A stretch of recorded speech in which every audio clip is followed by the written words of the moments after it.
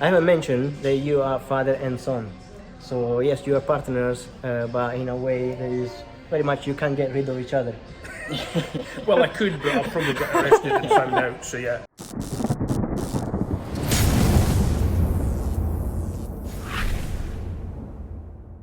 Welcome to another episode of Property Lunch with Giuseppe. Now today I'm in a completely different setting. We are in a restaurant and I have two friends with me. I have Alec and Blair Collie. How are you doing? We're good, how are you? Thank you. How are you? Funny, nice to meet you in person again. So I'm kind of tired of Zoom altogether. Zoomed out. So it's good to meet and to do an interview face to face. So today we're going to talk about joint venture, and for people that are starting out in property, probably finding the other half of the partnership is probably the most challenging, especially when they're starting alone, they don't know what steps to take. So Alec and Blair, what do you think the most valuable things in a JV, in a joint venture partnership are? Trust. Trust, number one. Without trust, you have nothing, because it's the cornerstone of everything. And be that within yourselves, because Blair and I have become a partnership when Blair joined the company. And from when I started out in property, it was only me. So I know that having Blair on board was way more powerful than it just sounds, because it's two heads are better than one. And so that's within ourselves. But now that we've started working with other people, be that for actual a JV, as most people would think, as a joint venture within a project, or also somebody to joint venture with from a finance perspective, trust is still the cornerstone for all of those things. We had a conversation with one of our existing investors just on Monday, and what shone through was trust. I was so impressed, proud, I don't know how you would describe it, but the trust that they now have in us after we've gone all the way through the cycle, delivered exactly as we promised them from the start, and now they just want to come back for more. They're hungry for more, and at a new level. So trust is everything, and it's a cornerstone to relationships. Relationships are what makes property work, and there's relationships at so many different levels. And that's the bit to concentrate on at the start, I think. Blair, anything else? Just being honest with them, telling them exactly what's the situation. Don't say, don't lie and say there's only a few £1,000 or whatever you're doing in the job. Tell them exactly what's going to cost. Tell them where you're going to stand, what you're going to do, and just show them that you're being honest and truthful with them, and they'll respect that more, rather than saying, we're going to miss out a certain part which could be key to the relationship, and then they're going to not trust you the same, and they're going to look at you and go, well, he's lied about one thing, what's he going to lie about in the future? Yeah, so I'm going to interrupt and say even the things that aren't going to be so rosy and great, if there's an area of risk, or if there's potential of overspend, tell them. So absolutely, as you said, and that's going to build more trust, because you've been honest. So trust and transparency are the main two at the beginning, and manage expectation as well, I would say. Yes. So being always clear about what you're getting and what they're getting, and you talk about relationship. Basically, that is the network that you have around you, and most of the times you have investors that are silent around you. You don't even know they're investors. No. So, but if you tell the people what you're doing, and they're interested in working with you because they see what you're doing, then they are more likely to work with you or to approach you, rather than you try to find them. Yes. And if you go and do what you say you'll do and deliver, you've no idea where it could go. Never underestimate or never believe you know what someone has. Wait until they show you or tell you what they have or want, and be prepared to be blown away. I haven't mentioned that you are father and son. So yes, you are partners, but in a way that is very much you can't get rid of each other. Well, I could, but I'll probably get arrested and found out, so yeah. So when you started, Alec, for you, having your son as a partner must be a really proud moment when you saw that your son wanted to be involved in property. What was the switch? What was the switch? Well, I mean, it's always been the case that the offer was there, but it had to be Blair's choice. It was never a case of I was going to tell him that he had to do it.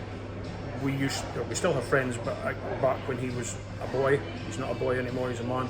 But the father-son relationship there, I saw it as being imposed, and there was resentment, and I'm here because I've been told to be here rather than because I want to be here. And we always founded our father-son relationship on if Blair wanted to. So he didn't initially come into the company, he went and did some things on his own, but he then said, I want to now come into the company. And that was the key to making it work, was back to transparency, back to he wanted to do it, and we then wanted to make it work. But immensely proud of what Blair's achieved and what he contributes. This isn't just Blair hanging on because he's working with Dad. Blair is now delivering and has tasks and jobs that he does, and I do stuff, so we work as a team, proper team. That's brilliant. Blair, what do you think? Yeah, it was. I never wanted to. I always wanted to go off and do something else. That career didn't really go well. Kind of got a shit hand in terms of that, but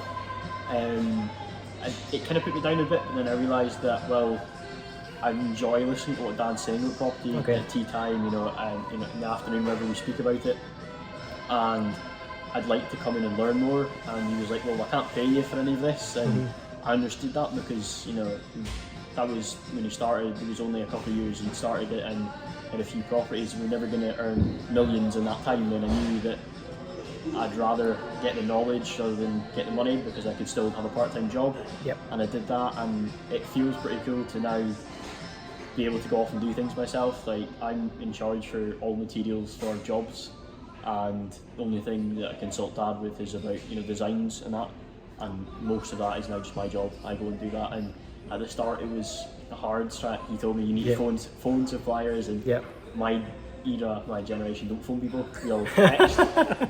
So phoning people was a bit of a outside the comfort zone. A challenge. I now have relationship with key managers at suppliers.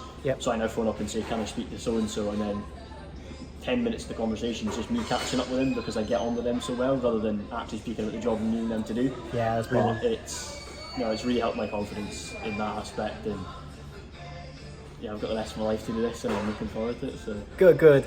Okay, so one final question is one tip each of you for people that want to start in property and they don't know what to do. The one thing that I see bandied about, and it gets a lot of bad rep, is all training companies are out to rip you off.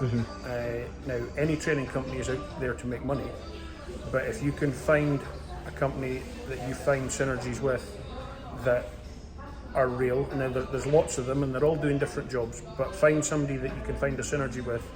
You will have to pay for it. There's nothing for free in this life, but if you can get somewhere that works for you and learn, and actually you asked the question about where was the switch for Blair. The switch started because from him being part-time to being completely on board, beyond belief, was I needed him to hear stuff from somebody else. So we went to a simple 2-day event just so that he was hearing stuff from somebody other than Dad.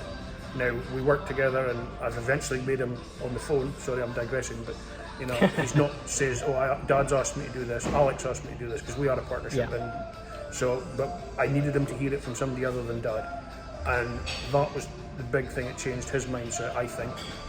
So, but the key is get the training that you need, not the training that somebody else tells you need to give you the confidence. But don't go and think you can just do it from scratch on your own, because if you make a mistake, you'll lose your shirt. But get enough training to have the confidence to then go and do it yourself. And also, you can do it on your own, but it's going to take a lot longer. An awful lot. Either an awful lot longer, or you might make an expensive mistake. Blair? Don't think you're going to be rich in the first 5 minutes. Oh, I love that. Don't think it's a get rich quick scheme, because you see people that are big in property that look, I've got 100 properties and I earn this a month. They've only done that because they've been in the industry 20, 30 years and have got the knowledge and understanding of markets to know that they can do that. So don't ever think just because a training company says, oh, yes, you sign up with a training company and they say, oh, we want you to be successful in the next year. You take as long as you need to, and don't ever feel pushed just because peers or people are telling you that I've done this in 5 minutes, I've done that in 10 minutes. Well, if you take a year, you take 2 years, you take 5 years, go at your own pace, because if you go too quickly, you'll either make a lot of mistakes and lose money, or you'll burn yourself out, and then you'll be like, I don't like this anymore, and I've spent money on training or money on properties that you're now not passionate about, and you'll feel like you don't like it, and you're going to put a bad mindset towards property. And you always want to have a good relationship and mindset towards building a business, because it's not a job, it's a business. And you need to understand that it's not going to be 5 minutes, because I came into business after Dad had been doing it 4.5 years, 5 years on his own, and he wasn't a millionaire, but we're still not a millionaire, but we're working on it. But we're working on that, and we know it's not going to take 2 minutes, it's going to be 5-10 years, but we know we'll get there because we've got a mindset to think that way. Correct. Rome wasn't built in a day, and I'm Italian, I can say that. Yes, there you go. So that's official. So yeah, don't believe anyone that says you're going to get rich very quick, because the property is a very profitable business, but it's not a get rich quick scheme. And there is a lot of effort, a lot of work that you need to do in order to be in that position, but you will get there. Absolutely. Okay guys, thank you so much for this quick interview. It's been very valuable, and I'll see you in the next one. Click subscribe and comment, and then Alec and Blair will comment back. Bye bye for now. Cool. See you guys. Take care. Thank you.